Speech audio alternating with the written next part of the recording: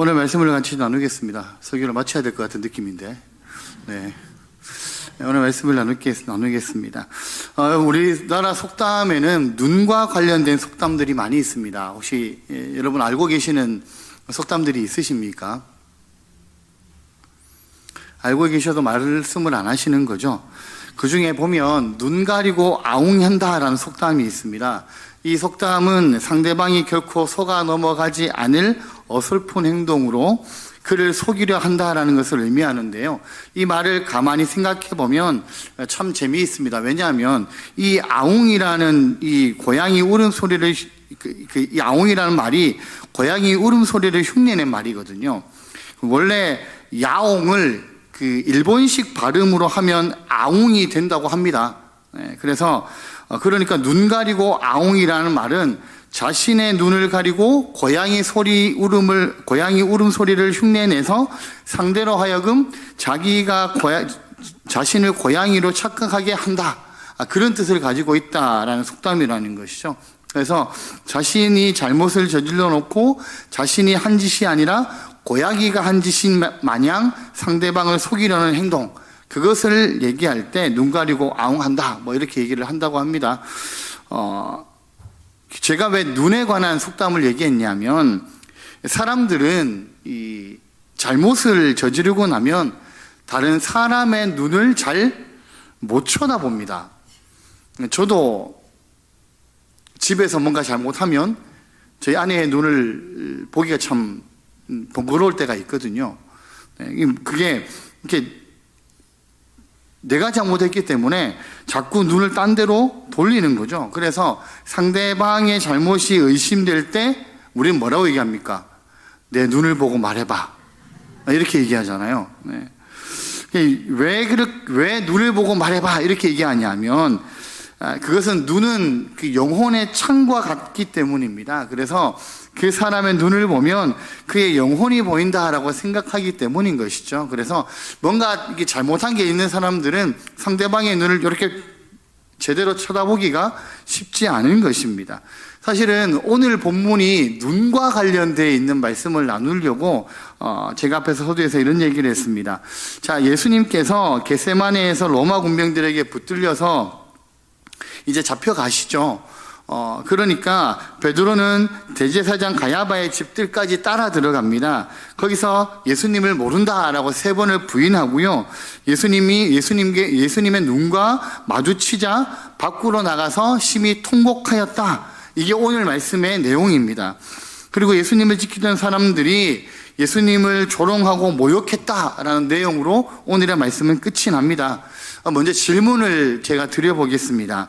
베드로는 이 대제사장의 집들에 왜 들어갔을까요? 예수님이 잡혀가시는데 베드로는 왜 대제사장의 집들에 들어갔을까요?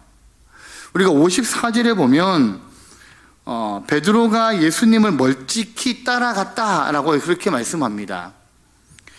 다른 제자들은 다 도망갔습니다. 아마 베드로와 요한만이 예수님을 따라갔던 것 같아요. 다 도망갔는데 왜 베드로는 예수님을 따라갔을까요? 그죠? 그 수제자 체면이 있어서, 야, 내가 그래도 수제자인데 딴 애들은 다 도망가도 나는 그래도 의리를 지켜야 되지 않겠냐, 그런 마음으로 예수님을 따라간 것은 아니었던 것 같습니다. 오늘 우리가 읽었던 말씀에도 그렇지만 마태복음 26장 58절 먼저 나왔죠. 마태복음 26장 58절의 말씀을 우리 같이 한번 읽겠습니다. 시작. 베드로가 멀찍이 예수를 따라 대제사장의 집들에까지 가서 그 결말을 보려고 안에 들어가 하인들과 함께 앉아 있더라.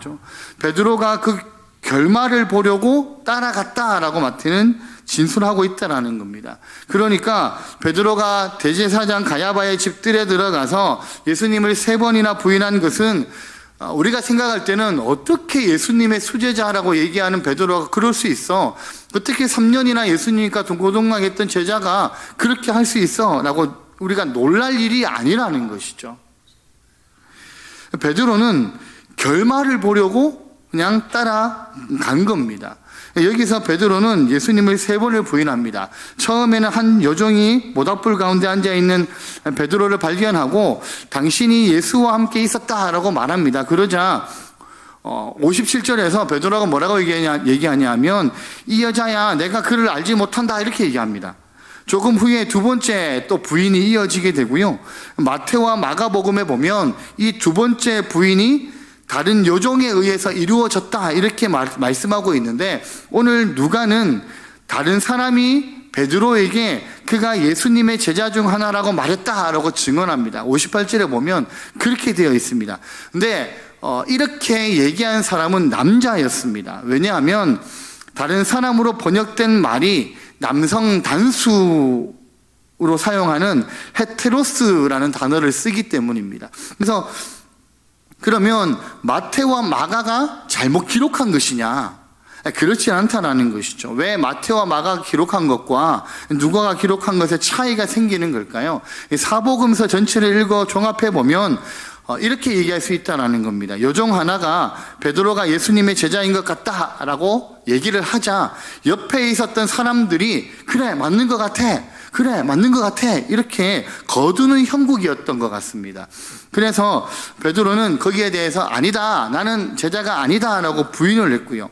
세 번째 부인은 59절에 보면 나옵니다. 59절에 보면 이렇게 되어 있습니다. 1시간쯤 있다가 또 한 사람이 장담하여 이르되 이는 갈릴리 사람이 참으로 그와 함께 있었느니라 이렇게 얘기합니다.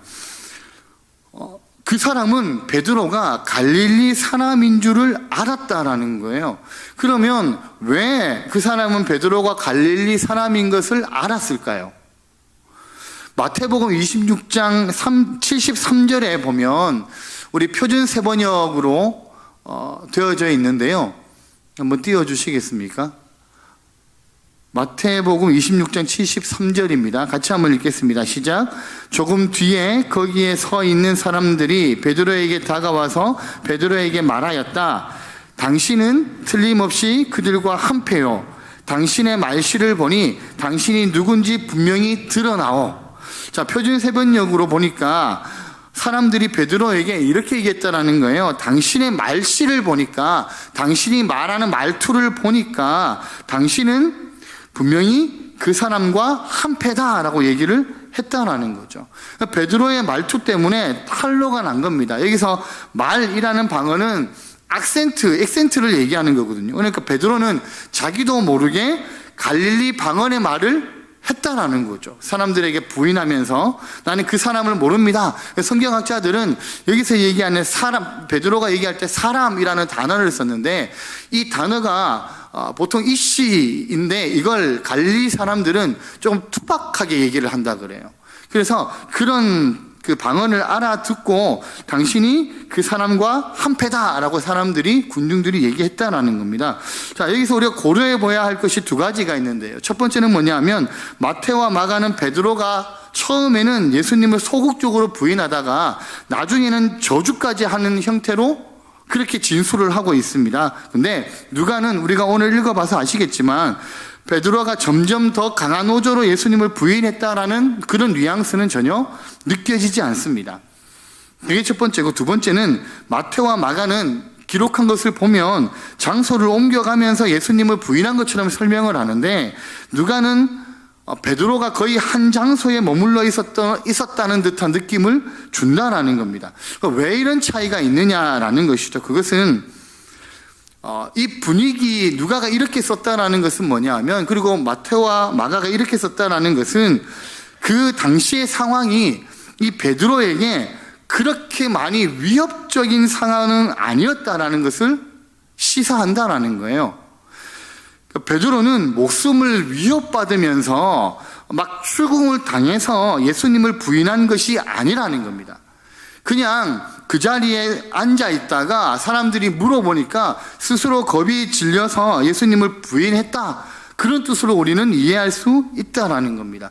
사실 베드로는 예수님에 대한 믿음을 지키려고, 어쩌면 예수님에 대한 의리를 지키기 위해서 예수님이 잡혀가는 그곳을 따라온 것은 아니라는 거죠. 잡혀가신 예수님의 결말이 궁금한 거예요.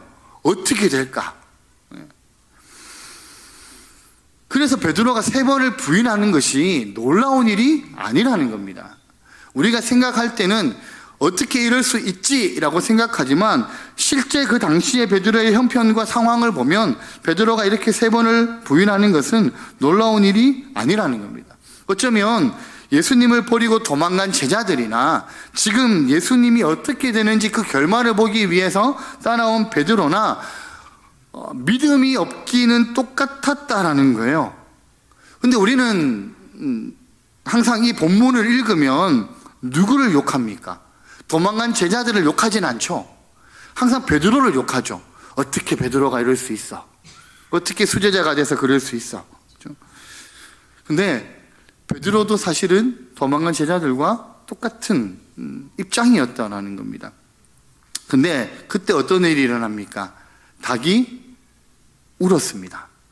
다른 저자들은 마태와 마가는 보면 이 닭 울음소리를 듣고 베드로가 회개했다라고 말을 하고 있는데, 하지만 누가는 오늘 기록한 것을 보면 자신만의 특별한 기록을 거기에 두었습니다. 우리 같이 한번 61절 62절의 말씀인데요, 같이 한번 읽어보겠습니다. 시작. 주께서 돌이켜 베드로를 보시니 베드로가 주의 말씀 곧 오늘 닭 울기 전에 내가 3번 나를 부인하리라 하심이 생각나서 밖에 나가서 심히 통곡하니라. 자, 이 61절의 말씀을 쉬운 성경으로 우리가 다시 한번 읽어보겠습니다. 쉬운 성경으로 한번 띄워주세요. 같이 읽습니다. 시작. 주께서 돌아서서 베드로를 보셨습니다. 베드로는 주께서 오늘 닭이 울기 전에 내가 나를 3번이나 모른다고 부인할 것이다 라고 하셨던 말씀이 기억났습니다. 자, 그러니까 이 누가가 기록한 데는 닭 울음소리가 아니라 어떤 상황이 생겼냐 하면 예수님과 마주친 눈이에요. 눈. 예수님께서 베드로를 바라보시는 그 눈빛이 지금 마주쳤을 때 베드로가 회개했다라는 말입니다. 이 특별한 기록을 통해서 누가는 우리에게 무엇인가를 말하려고 한다는 것이죠. 과연 예수님의 이 눈빛의 의미가 어떤 의미였을까라는 겁니다. 예수님이 주께서 돌아서서 베드로를 보셨다라고 되어 있거든요. 예수님께서 베드로를 보신 거예요. 근데 그 예수님의 눈빛을 베드로도 봤겠죠. 그 예수님의 눈빛에서 아마 이런 마음을 읽었을까요? 베드로야, 봐라. 그것 봐라. 내가 네한테 얘기했지. 네가 나를 3번이나 부인할 거라고 내가 얘기했잖아. 어떻게 네가 그럴 수 있니? 그런 눈빛으로, 꾸짖는 눈빛으로 예수님께서 이 베드로를 보셨을까요? 아니면 내가 앞일을 네한테 이미 가르쳐 줬는데 어떻게 너는 마음을 다잡지를 모르고 역시 너는 나를 부인하고 마는구나, 그런 실망하는 눈빛으로 베드로를 예수님이 보셨을까요? 여기서 눈여겨보아야 할 부분이 있는데요, 보시다라는 단어입니다. 주께서 돌아서서 베드로를 보셨다 할 때 이 보시다라의 단어가 엠블레포라는 단어를 쓰는데요, 이 엠블레포라는 단어는 그냥 보다라는 의미를 가지는 게 아니라 어떤 목적과 의도를 가지고 보셨다라는 뜻입니다. 즉 상대방을 있는 모습 그대로 사랑하는 마음으로 보지만 결코 그냥 내버려 두지 않는다라는 뜻을 가지고 있다라는 거예요. 자, 주님께서 그날 밤에 베드로를 그런 눈으로 보셨다라는 겁니다. 그런 목적과 의도를 가지고 보셨다라는 거예요. 베드로의 나약한 모습을 있는 그대로 사랑하시면서 엠블레포 하셨다라는 겁니다. 하지만 그 모습을 그대로 두지는 않으셨다라는 거죠. 그냥 긍휼한 마음으로 그냥 네가 그렇구나 이렇게 보시지 않으셨다라는 겁니다. 그래서 베드로로 하여금 아마 베드로를 바라봤을 때 베드로는 누가복음 22장 32절에 말씀하시는 것처럼 예수님께서 베드로에게 이렇게 얘기하셨거든요. 너는 돌이킨 후에 내 형제를 굳게 해라. 이 예수님의 말씀이 생각이 났을 거예요. 그 예수님께서 그런 의미를 가지고 그런 의도와 목적을 가지고 돌이켜서 베드로를 보셨다라는 겁니다. 여러분, 베드로에게 그런 목적과 그런 의도를 가지고 그를 바라보셨던 예수님께서 오늘 우리의 삶에 우리를 바라보실 때도 그런 눈빛으로 바라보신다는 겁니다. 우리를 포기하지 않으시고 우리의 부족함을 채우시고 우리를 변화시키시겠다라는 결단의 눈빛으로 지금도 우리를 바라보고 계신다는 거예요. 내가 반드시 너를 포기하지 않고 사랑할 것이고 내 인생이 가치 있는 인생이 내가 만들어주겠다. 그런 눈빛으로 베드로를 바라보신 것처럼 오늘 또 우리에게 그런 눈빛으로 우리를 바라보신다는 겁니다. 여러분, 이것이 그날 밤에 베드로를 보셨던 주님의 눈빛이 가진 의미라는 것이죠. 여러분, 베드로는 주님의 한없는 사랑과 약속의 눈빛에서 그분의 마음을 읽고 심히 통곡하여서 울었습니다. 우리가 읽었던 62절의 말씀에 보면 밖에 나가서 심히 통곡하니라 그렇게 되어 있습니다. 우리는 베드로의 이 통곡 그리고 이 돌이킴을 바라보면서 두 가지를 생각할 수 있습니다. 첫 번째는 뭐냐면 주님은 우리를 항상 이런 눈으로 바라보신다는 점이죠. 주님은 우리의 비참한 실패를 네가 그렇지 뭐, 네가 나를 부인할 줄 알았어, 야 네가 사람들이 있는 데서 기도 못해? 우리에게 그렇게 말씀하시는 분이 아니시라는 거예요. 야, 식사기도 하는데 사람들이 있는데 기도 못해? 네가 그러고도 믿는 사람이야? 우리에게 그렇게 말씀하시지 않으시다는 거죠. 우리를 그렇게 냉소적인 눈으로 우리를 보시지 않으신다는 겁니다. 책망의 눈으로 보지 않으신다는 거죠. 우리를 긍휼의 눈으로 바라보시는 거예요. 사랑의 눈으로 우리를 엠블레포 하신다는 겁니다.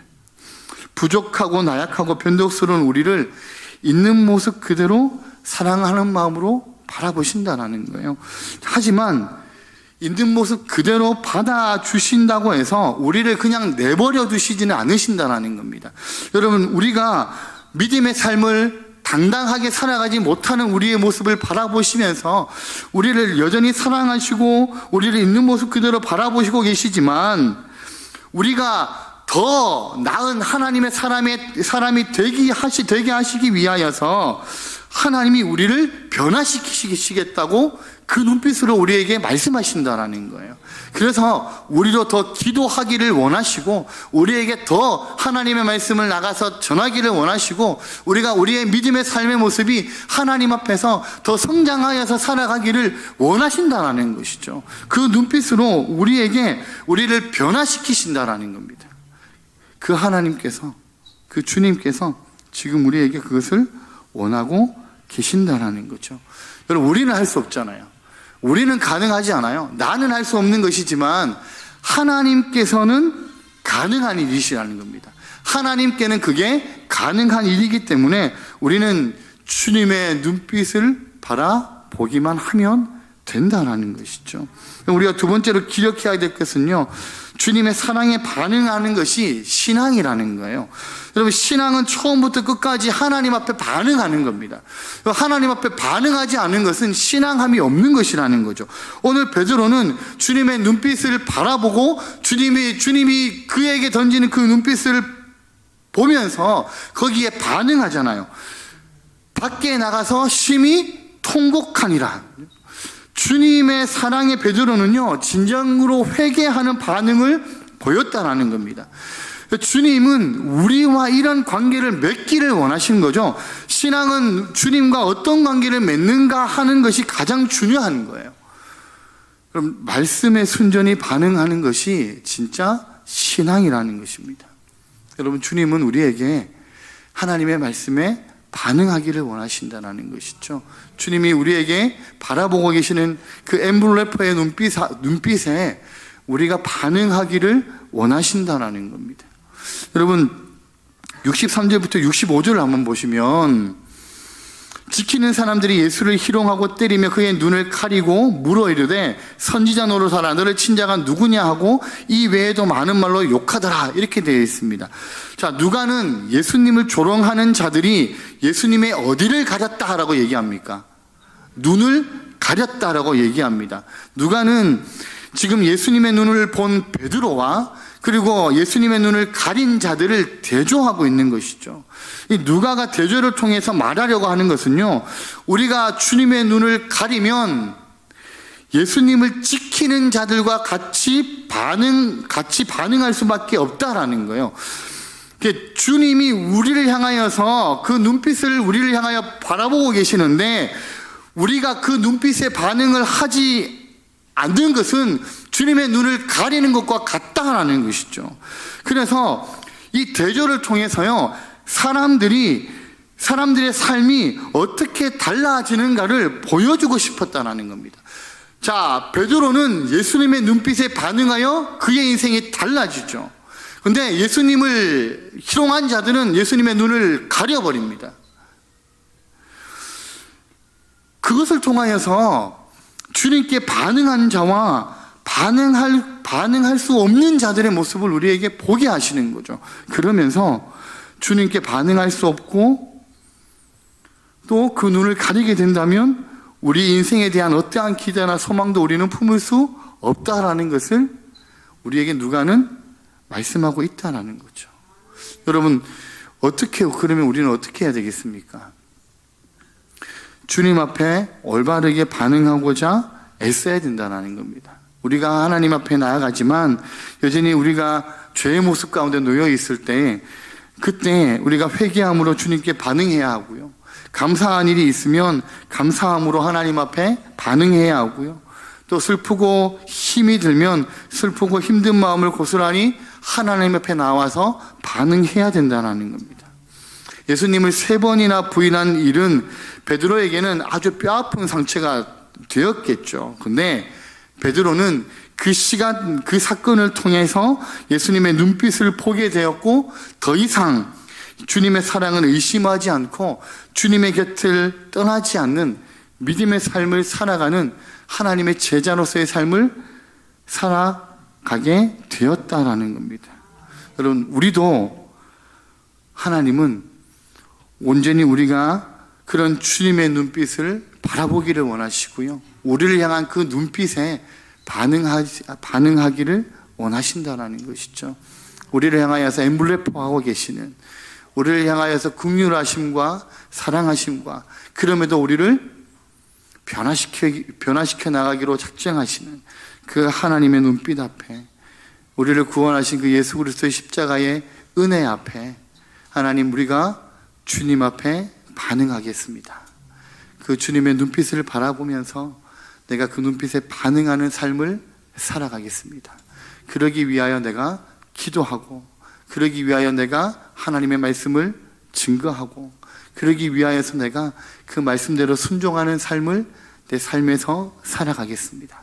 그렇게 다짐하시면서 믿음의 삶을 하나님 앞에서 고백하시고 살아가시는 우리 모든 성도님들의 삶이 되시기를 예수님의 이름으로 축복합니다.